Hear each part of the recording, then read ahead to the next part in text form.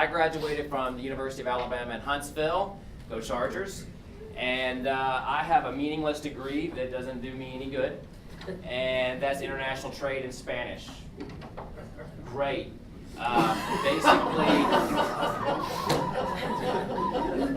Basically, my degree was a way for me to get a piece of paper because I had to have that, right? Everyone has to have that sheet of paper, so we're told. And that sheet of paper I chose was because, well, at least for the program at UAH, which I don't mean to like disparage the program, I actually really enjoyed it, allowed me to touch a lot of different areas. I got to touch business, I got to touch marketing, I got to touch international relations and political science, I got to touch marketing, and I even got to touch a little bit of technical stuff because I just took a few electives and stuff like chemistry and physics.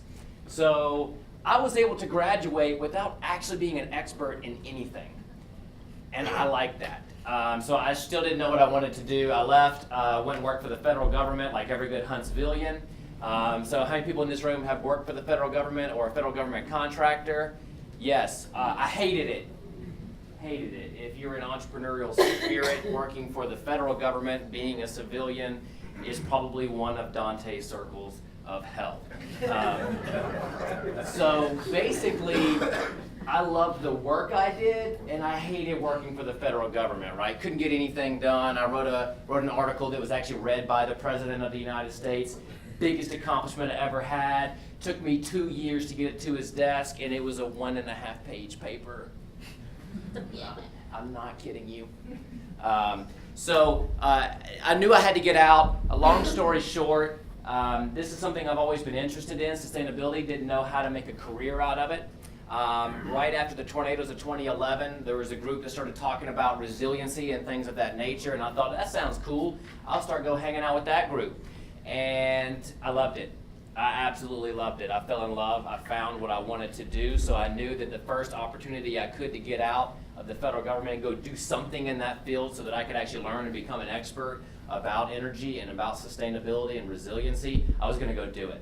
And so I took a huge pay cut, and I gave up all my government benefits, and I went and worked for another nonprofit in town, and we worked on residential energy efficiency and things of that nature. And I used that for a good 2 to 3 years to teach myself every single thing that I could about energy.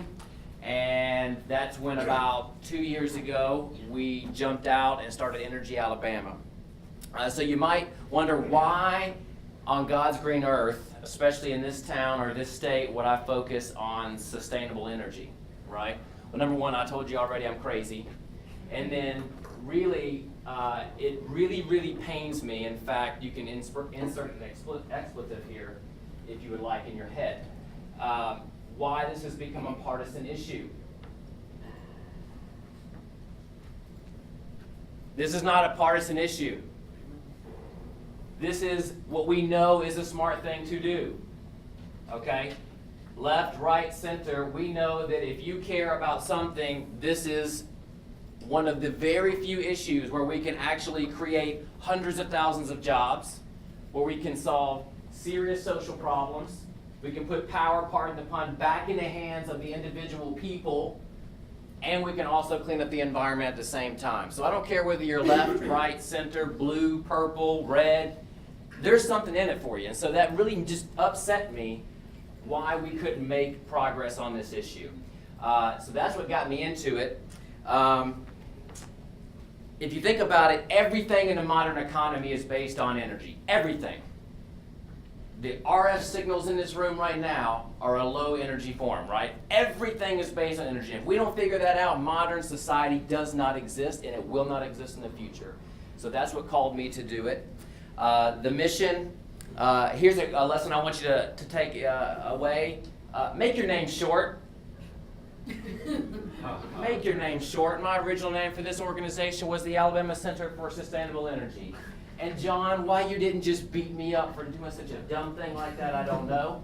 But make your name short. People can remember it, or your acronym or something, because I can't tell you how many times people didn't know who the hell I was and where I was coming from. So don't do that.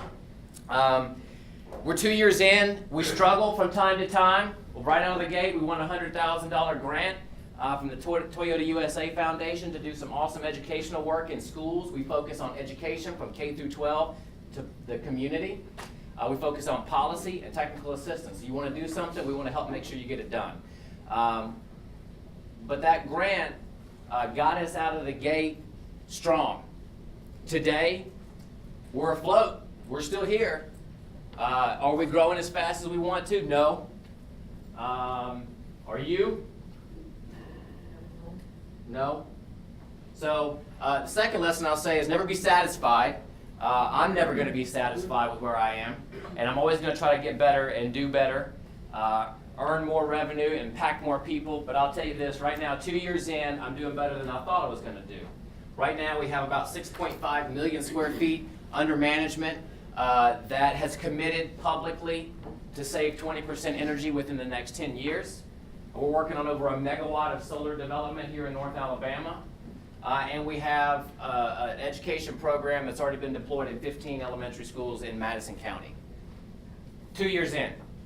Now, I'm not sitting up here to say, look at me, I did a bunch of cool stuff. What I am here to say is that you too can do just that. This is Alabama, and so for good and for bad, this is virgin territory. So a lot of the great ideas like sustainable energy, I'm a dime a dozen in Boulder, Colorado, or San Francisco, California. But here in a place like Alabama, I actually get to be part of that change. I actually get to shape that future, and I actually get to be on the ground up. I'm a dime a dozen out there. Here, I'm that nerd energy guy that if you have a question about energy, they're going to say, go talk to that guy. Now, whatever that spot is for you, go make it, go own it, and go kill it. Because here in Alabama, you actually have that opportunity to do it, so there's really no excuse other than you just didn't go do it. So that's all I have. That's kind of my story. Unless you have any questions for me about my story, and I didn't go into a lot about what we do, that wasn't my point, but I'd be glad to if you have questions. Yes, ma'am. I want to hear more about what you do in the schools. Okay, more about what we do with the schools. So we have a handful of educational programs. We have an after-school program that schools, we just kind of go in. It's a science-based club. We do hands-on activities with the kids, so they do experiments to learn everything from how energy works to making their own solar panels and arrays to power things. So we want to get the technology in the hands of regular folks. Thanks for the questions.